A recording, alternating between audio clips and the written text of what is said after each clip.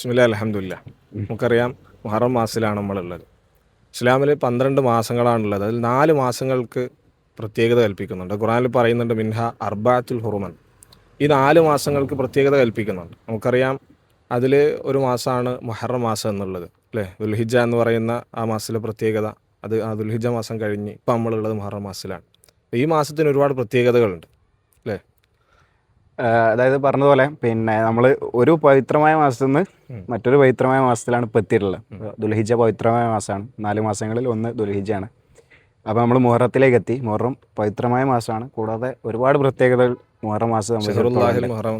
അപ്പോൾ അതിലേറ്റവും പ്രധാനപ്പെട്ടത് പറഞ്ഞതുപോലെ മുഹറം മാസത്തെക്കുറിച്ച് നബി സ്വല്ലല്ലാഹു അലൈഹി വസല്ലം പറഞ്ഞത് ഷഹറുല്ലാഹിൽ മുഹറം.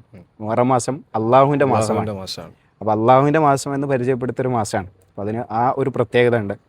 മാത്രമല്ല പിന്നെ റമദാൻ കഴിഞ്ഞാൽ ഏറ്റവും പ്രധാനപ്പെട്ട നോമ്പായി റസൂലുള്ളാഹി സ്വല്ലല്ലാഹു അലൈഹി വസല്ലം പരിചയപ്പെടുത്തിയ നോമ്പ് മാസത്തിലെ നോമ്പാണ്.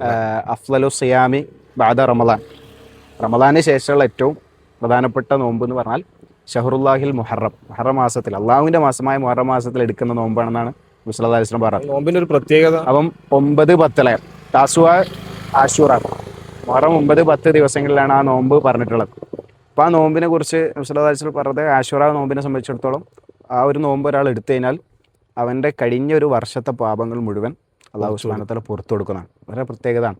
നോമ്പിന് ശേഷം നമ്മൾ എടുക്കുന്ന നോമ്പിൽ ഏറ്റവും പ്രധാനപ്പെട്ടാണ്. നമ്മൾ ആ നോമ്പ് എടുക്കുന്നതിലൂടെ ഒരു വർഷത്തെ കഴിഞ്ഞുപോയ പാപങ്ങൾ, ചെറിയ പാപങ്ങൾ അള്ളാഹു, ചെറുതും വലുതുമായ പാപങ്ങൾ, വൻപാപങ്ങൾ ഒഴികെയുള്ള പാപങ്ങളെല്ലാം അള്ളാഹു പുറത്തിരുന്നാണ്. അപ്പോൾ ആ പ്രത്യേകത ഇനിയും ഒരുപാട് പ്രത്യേകതകളുണ്ട്. അപ്പോൾ ആ നോമ്പ് നമ്മൾ വളരെ ശ്രദ്ധയോടുകൂടി നമ്മൾ എടുക്കണം എന്നുള്ളതാണ്.